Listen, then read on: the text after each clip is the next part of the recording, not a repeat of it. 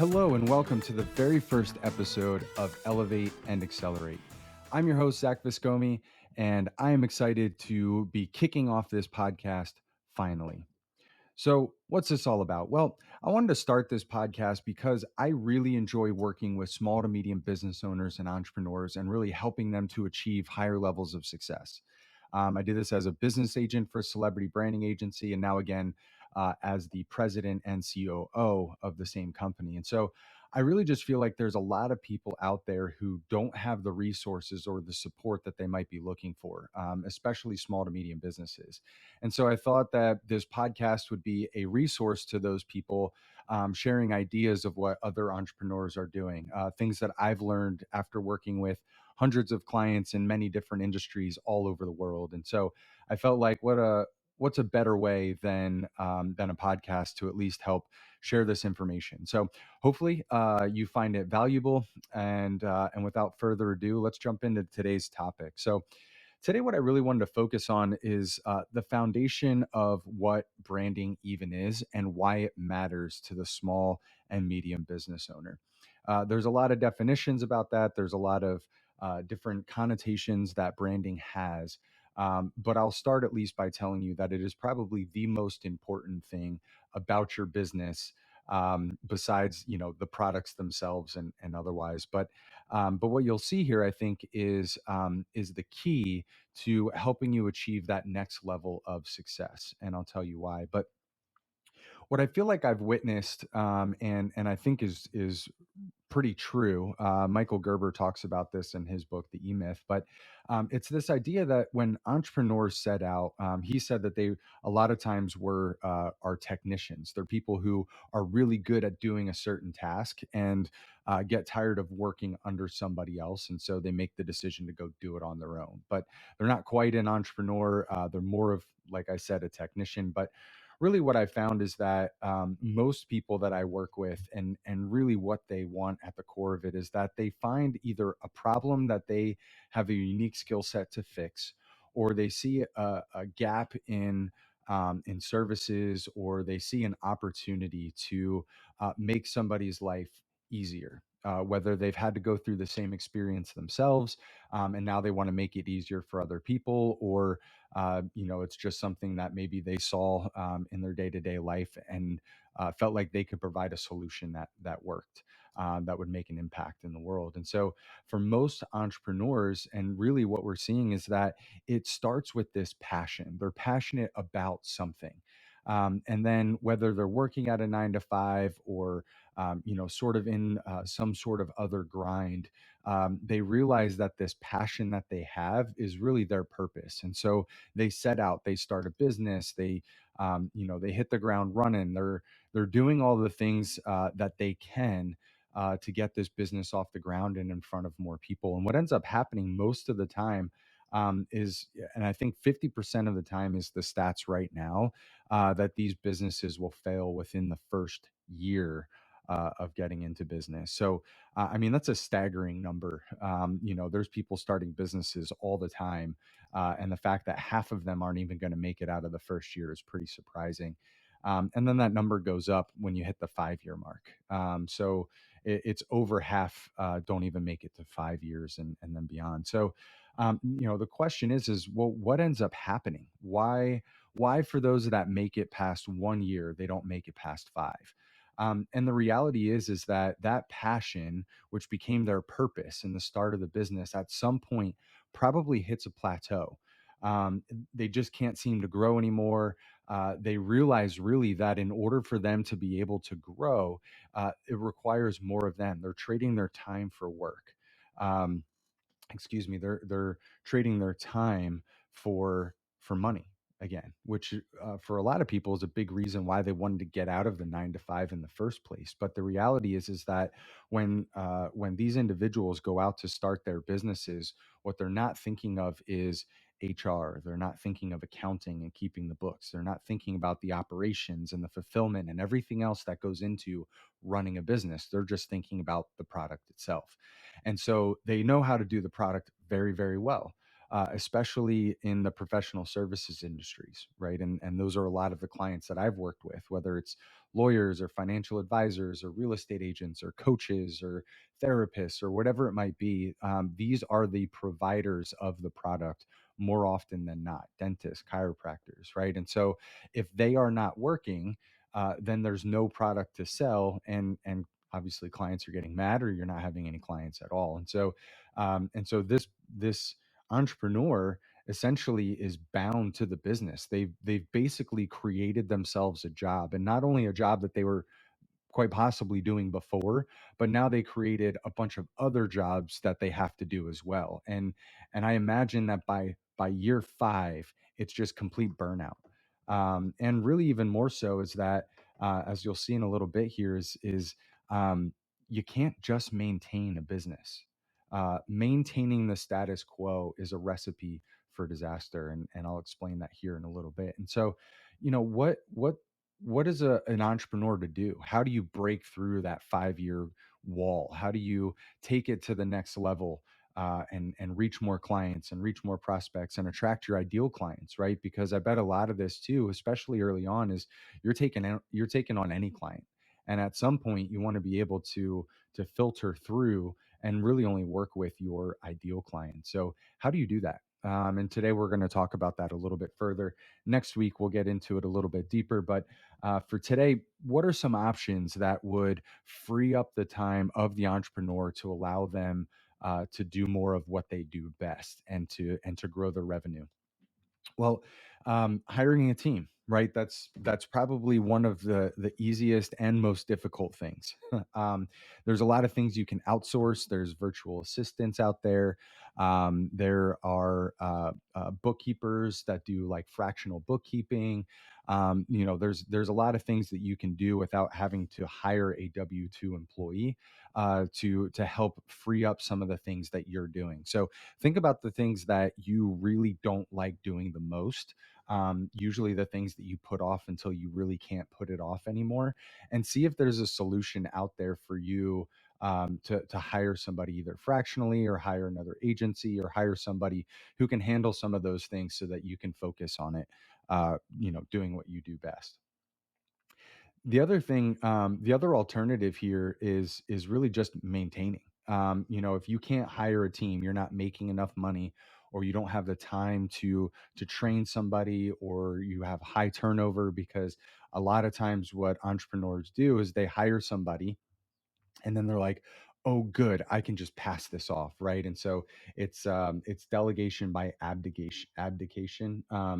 We're a part of an operating system called EOS. It's the Entrepreneur's Operating System at Celebrity Branding Agency, which is a phenomenal way to run a business. So if you're interested, definitely check that out. But we've been running that for some time now, and one of the big things is really looking at how can you delegate what you have to offer?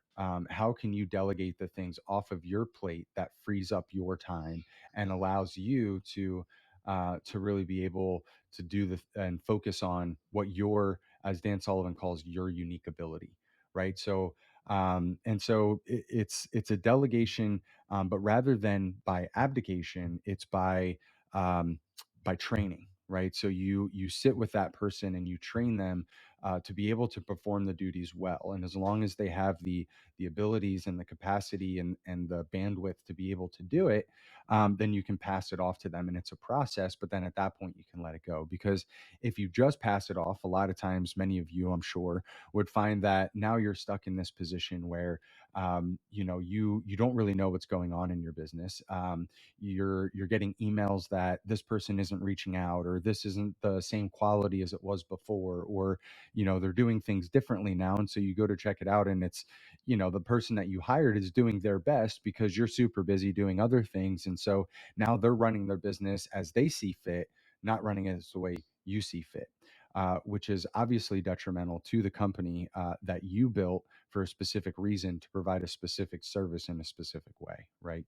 Um, the other alternative here is this idea that, okay, well, I'm having a difficult time growing. I've sort of hit my stride. I can't take on any more clients. I've sort of reached my max time wise. So my best opportunity here is to just maintain the status quo. As long as I keep making this income, we can live off of this. It's fine, and I can do this, well into my 60s if I need to, whatever it is, right? And so that's it's immediately this idea of let's just maintain. And as soon as you get out of the growth mindset, whatever that growth looks like, whether it's hiring somebody new or charging more for your services or offering a different set of service, whatever it is, as soon as you stop focusing on innovation and growth, is the time that your business starts to die.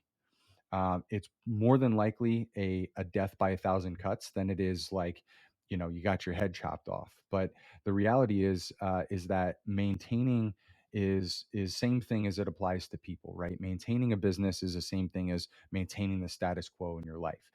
If you're not growing, you're dying. If you're not pushing to the next level, then you're falling backwards. There really is no middle ground of maintaining something. I've got a great example that my stepdad started with his dad a classified ad newspaper back in the 80s. People would call in, they'd put their ads in there, whether that was for, selling something they had in their house, or if it was a local company who wanted to take out a color, full page, half page, quarter page, whatever it was, right, with different prices, etc. Basically, a Facebook marketplace and Craigslist on paper. We would distribute that paper for free, and then people could, find out what's in the area. The paper did really well. It was pretty successful in the immediate area and surrounding towns and a few cities and different things. And so it was a great business, and it ran well for a long time. Enter in Craigslist, and now that type of stuff was more accessible, and our clients didn't have to pay for it with Craigslist, but they did have to pay for it with us. It took some time before a lot of people felt safe doing it that route. The paper didn't see a huge decrease in support. However, the page count, which was a great way to determine the health of the company, um, especially in the busy months, started to decline. Usually the peak was around 62 or 64 pages, which then became 58 pages, which then was 50. And then, it would dip into the 40s and then back up to the 50s. And there was just this time where it was like, if we're just trying to maintain the status quo, there wasn't a lot of pressure or urgency put on understanding the need for digitizing the product.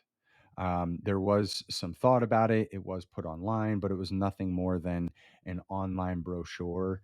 But fundamentally, everything was exactly the same. You couldn't even purchase anything online. You just had to call in. And so there was a lot of different things. But fast forward to, the pandemic in 2020 and the uncertainty of everything then.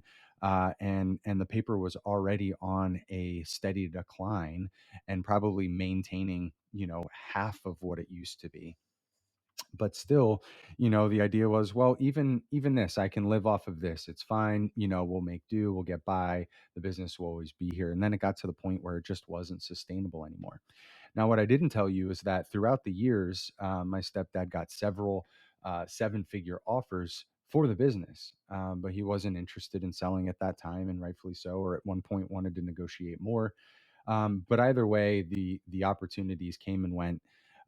And when the time came for him to want to sell the business, no one was interested, because at that point, Facebook Marketplace, Craigslist, everything is where everybody's going. And while there's some loyal customers and local businesses that were continually keeping it afloat, it just wasn't practical and not worth anybody else's time. So I think it ended up going to a family member who was trying to take it online, and I have no idea where it is right now. But I tell you that story for a couple different reasons. One, kind of proof in the pudding that maintaining the status quo isn't really the best way to go. But two, that it's not only not the best way to go, it's probably the most detrimental way to go for an entrepreneur, because it's a surefire way to lose your business over time. Now that took him maybe 10 years, but still just the same. And so I want to at least help you avoid something like that. And so Okay, well, what's the other opportunity here? Since we've established the fact that most entrepreneurs, especially in the professional services industry, are trading their time for money, and so if they want to make more money, they need to work more.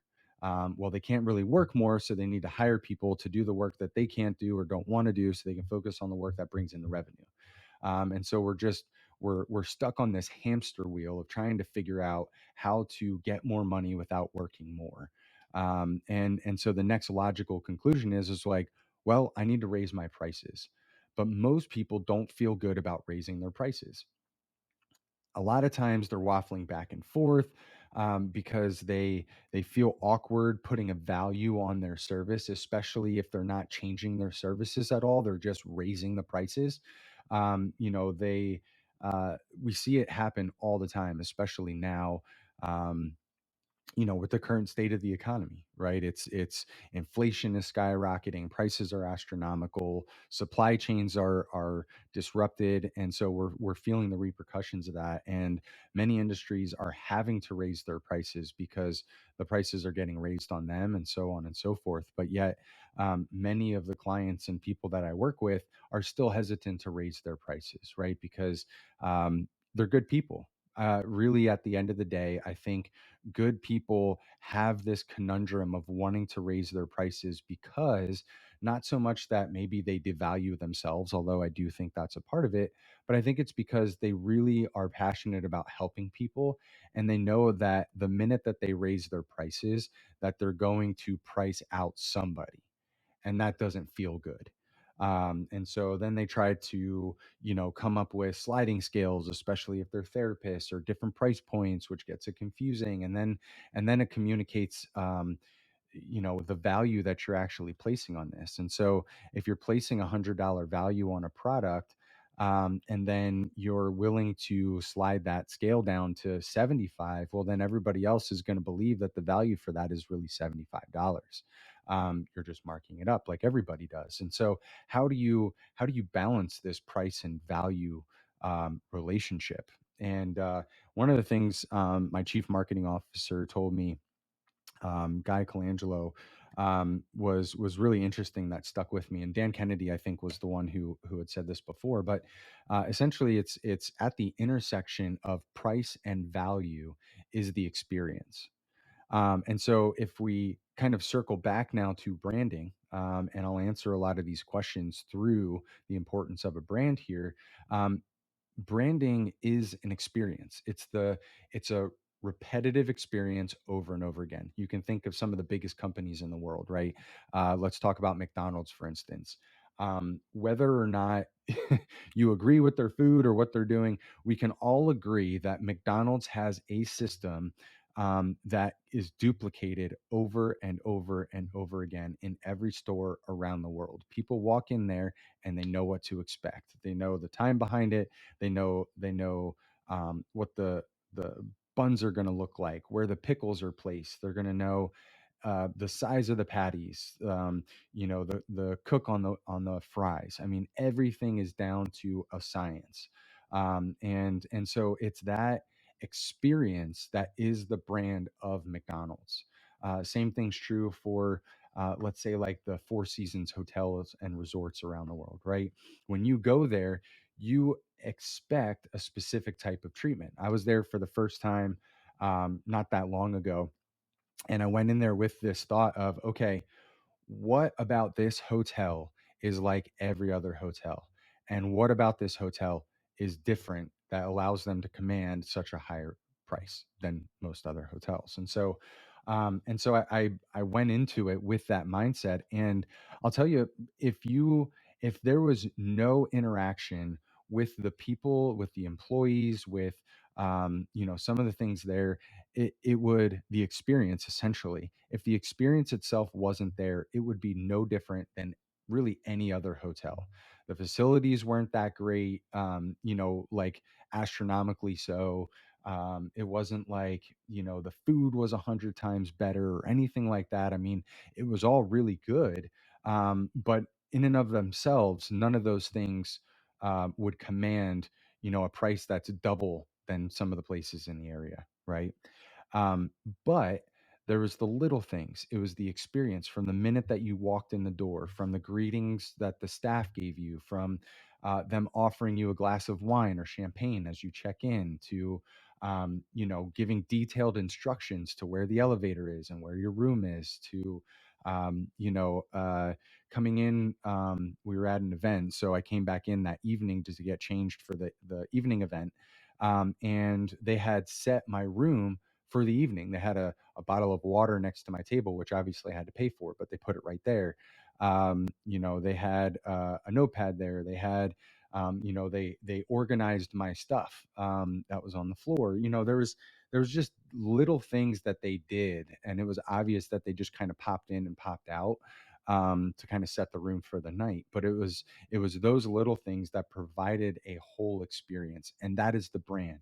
So every time that you go to a Four Seasons, you start to expect that type of experience. So that is the brand, right? Well, what about for you? What's a personal brand then? And a personal brand is how someone experiences or perceives you. Um, and that's what starts to get weird for people, because if you think about the branding budget for McDonald's or Apple or Coca-Cola or some of these large organizations, I mean, they spend millions and millions of dollars on commercials that talk about nothing. Like, you might see a Coca-Cola can, right? But all about the experience. They're showing you the experience that you're going to have as a Coca-Cola drinker. And that's the idea. And so they're communicating the experience. Well, how do you do the same thing? How do you duplicate that, especially when you don't have $1 million budget? How do you communicate that to somebody? And so we were talking about raising prices and being able to raise the value. And so if at the intersection of price and value is the experience, then if you can increase the experience that they are having and the value of the experience that you're having with this, which is essentially you and your company, then you're able to command a higher price for it. I drive a Volkswagen. I love the car. I've always wanted it. It's a 2011 GTI that I've done some work on. But if you look at the next level up, which is Audi. They're owned by the same people. But when you walk into a Volkswagen dealership versus when you walk into an Audi dealership, you get a completely different experience.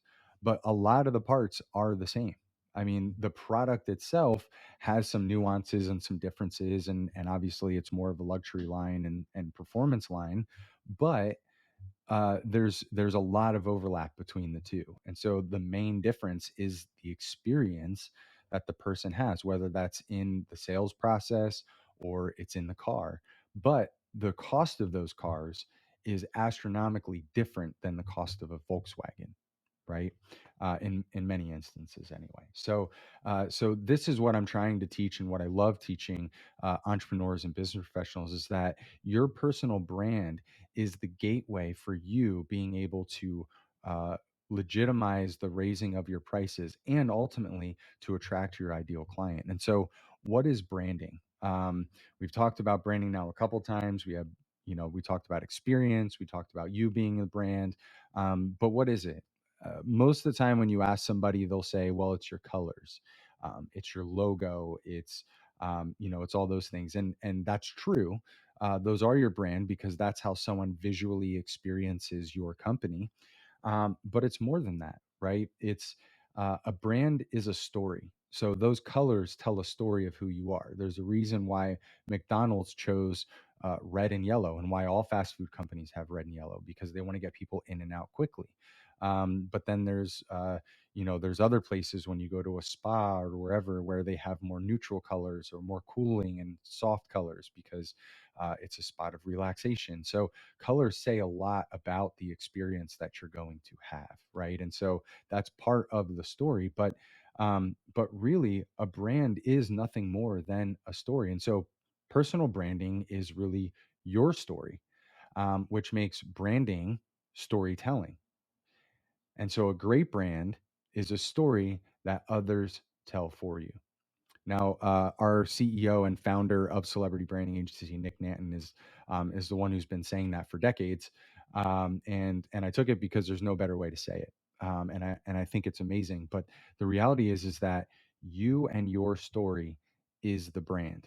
And we're going to dig in a little bit deeper next week to really talk about that. But many of you are aware of the supply and demand curve, right? And so, how does the supply and demand curve work with this price and value, you know, graph and everything else? And what I've realized is that if you can increase your value by positioning yourself as the go-to expert and authority in your field, which we talk about as the business trifecta is media, marketing, and PR.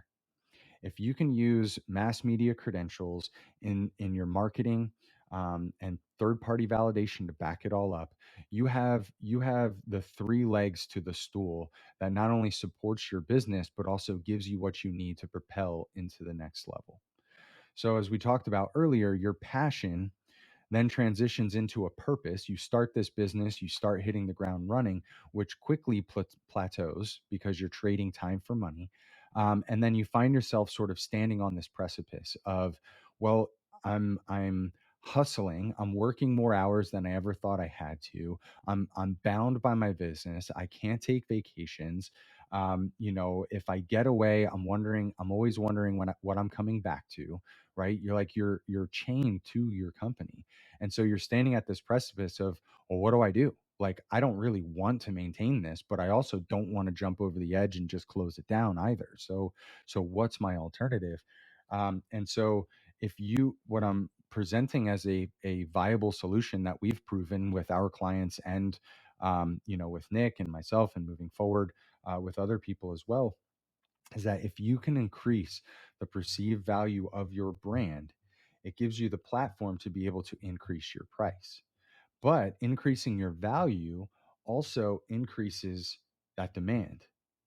And so if you have an increase of demand at a higher price point, but you automatically, because we're talking about time for money, you have the trade-off of being able to decrease the supply, which is your amount of time.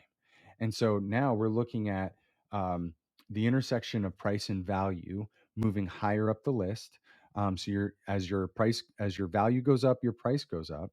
And then we know that as demand goes up and supplies goes down, you also get to raise your prices. And so you have these two things that are working in conjunction with each other that validate you being able to raise your prices. I want to give you an example. I work with this energy healer. Her name is Wendy. I know that's super woo woo and whatever. She gets results and has done a phenomenal job in helping me. And actually, she's gotten into working with a lot of large corporations with their employees and their executive staff. And so much so, I mean, she's been in so much demand that the supply of her time was becoming more and more limited. And so she's in private practice. She hired other people who could do what she do. She trained them to be able to do it. But obviously, everyone wanted her. Again, put yourself in her shoes. This is an example and a case study of how you could do this as well. So what she did is her one-on-one time, she raised her prices, and she went from charging, I don't remember what it was. Let's say it was $150 an hour. What I do remember is that she doubled it, and then it was up by 150%. So she ended up charging close to $400 for an hour or an hour and a half of her time, because she was in so much demand at these corporations where she was already charging more money. And so if she was going to take time out of over here, she had to make it worth her while. And so obviously that priced out a ton of people, myself included. Now she still makes herself available in some other things too. So that's not saying anything bad about her, but she's been able to offer, um, you know, a whole lot more to the community because she's freed up her time to focus on other things. Um, and so, I say that as an encouragement that, whatever your level of success is, right? Because we all define that differently. I don't think most people that we're working with are trying to be the next, Tony Robbins or Grant Cardone or something like that. Would it be great? Sure. That type of money would be awesome. But at the end of the day, I think most people have some sort of goal in their minds, whether that's, making multiple six figures, or, just not having to worry about bills, or doing what they want. They can just pick up and go on a vacation for a month or whatever it is. It's freedom. Really, what I think at the core of all of this is entrepreneurs are looking for an opportunity to create freedom and choice for themselves and their family, and really even their clients too, I'm sure, in many ways. um, and it's that search for freedom. It's that search for having the ability to choose, even to be able to choose which clients you work with. That is kind of the holy grail of being an entrepreneur, right? And why is raising your prices so important? Well, think about it this way. Let's say that for the sake of conversation, your goal of success is to make 200 grand a year in income, personal income. And so you've reached 200 grand, but you're working 80 hours a week, and you're also doing admin, you're doing all these other things, you're at your max, you really can't take on more. Or let's say that um, let's rewind that a little bit, and let's say you're at 150 grand, right? And you really want to get to 200. That's a benchmark for you. That feels like, okay, like this business is what I set out to make it, right? But you're stuck at 150 because you can't take on any more clients. So by raising your price, it allows you to work with less clients but make the same amount of money. Or it helps you to be able to bring on the same it helps you bring on less clients making the same amount of money, or bring on more clients if that's what you want to do by hiring a team. And by charging more for your services, you also make more money. So I know I said earlier that maintaining is a bad place to be, right? And so we don't want to look at this as, okay, well, I want to scale back. I'm going to raise my prices, scale back, so that I can just focus on time with my family. That's not just maintaining, right? There's still some growth. I can hire somebody. I can train somebody else. How can I free up more of my time? How can I do things more efficiently? How can I cut expenses? There's so many different ways in which you can grow without actually taking on more clients, for instance, or continually, you just have to be outpacing your attrition rate, right? So anyway, at the end of the day, what I hope that this has been communicating to you is that your ability to achieve the life of success that you always wanted, within your control and honestly within your budget, more than likely, is all is all income is um, and work within your budget is really built on your brand and the value that others see in your brand. So, to give you some examples before we wrap here, I want you to think about it this way. Take whatever it is that you're doing for marketing right now. However, you get prospects to raise their hand, say that they're interested, and then either schedule an appointment with you or whatever it is. So, let's say, just for the sake of conversation, that you send out a mailer. Let's say it's a postcard, right? Those things, people are on both sides of the camp of how effective they are. I think that they're great. I think they're a great tool. I don't think that they're the only tool, but let's talk about a direct mailer. So you send something in the mail, and let's say you are a financial advisor, and you're saying, um, hey, are you nearing retirement and don't know what you're going to do? Are you Do you look at your portfolio and think there's no way I'm going to be able to retire, or do you not even have a portfolio? I am holding an exclusive webinar for 25 people, or an exclusive seminar for 25 people in the area. If any of this sounds like you, call this number and sign up. Whatever, go to this website and register. Whatever it is, right?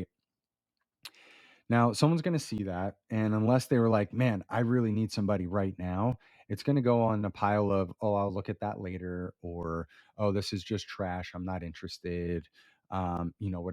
Whatever it might be. Oh, my friend has somebody who they're using, I still have to talk to them.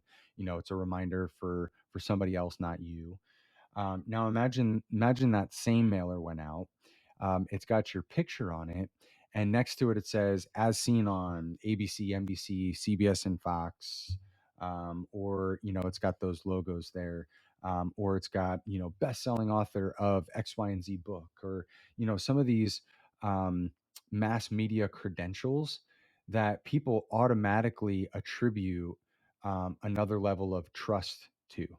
And so now they're a little more interested in what you have to say, right? Because they see you as somebody that they should pay attention to because of that credibility. So now that person who otherwise was kind of is a step further in the process, right? So let's say that same person who got the first postcard gives you a call. They're going to be skeptical, right? They're going to be having a conversation with you that's all about building trust, not finding out about your product, although that it might be disguised as that, right? And if you go straight into the services that you provide without getting to know them, without talking to them about what their needs are, that you're probably going to lose that sale, right? Because we don't sell products, we sell the result that the product gives. Okay. So the same thing's true in this situation, but now you're having to spend your first conversation with them, or the better part of that conversation, convincing them that you're somebody they can trust and that they should work with. And they're really skeptical because they get this stuff all the time, right? So now the second flyer that shows up with all that credibility already built into it, they have a different perspective of who you are as the expert providing these services.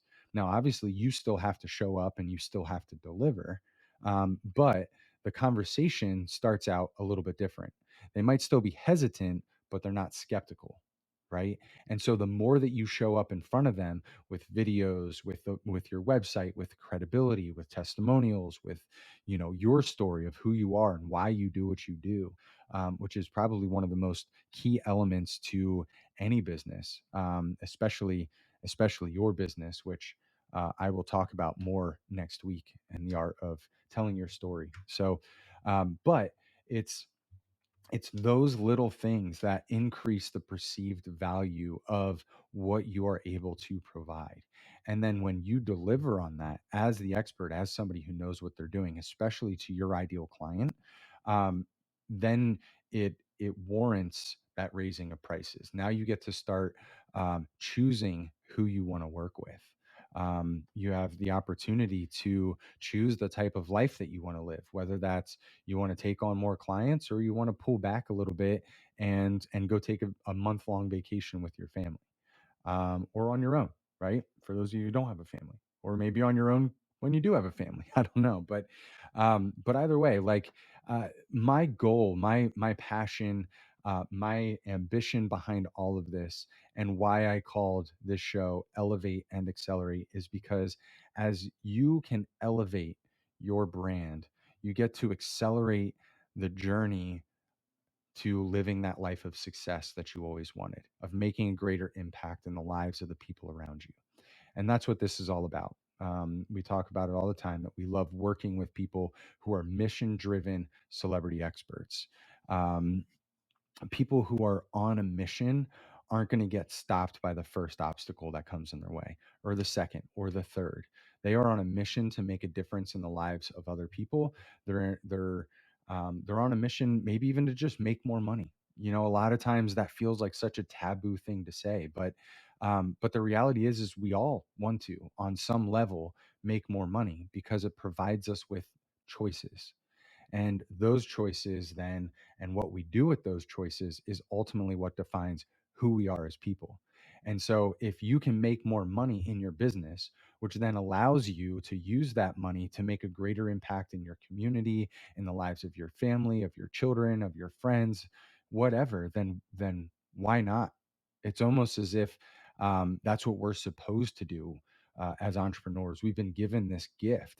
And if not to get in a conversation about economics, but capitalism was really built on the foundation of the benevolent business owner, somebody who's going to take those profits and rather than keeping them all for themselves, gives to the community and helps support it in other ways, right? And so that's what this is all about. How can we help you make an impact in more lives, and how do we position you in a way to have greater influence in those lives? And if I do my job well, which I know you will do your job well, then by extension, we, myself as a person, and we as a company at Celebrity Branding Agency, have now impacted more lives than we could just on our own. And then when you do that, and then the next person does that, it's exponential, the impact that we can have.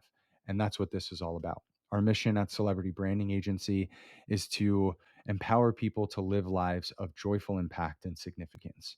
And further episodes will explain more of what that is. But I hope you got some value today. I hope you got some value in understanding that a brand is a story, and really your brand is your story.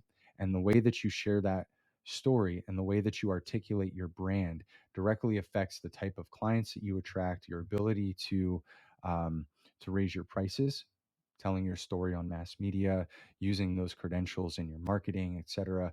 So, future episodes, we will talk about leverage. We'll talk about, you know, celebrity branding. Why celebrity? Why we even talk about that? But next week specifically, we're going to dive into your core story.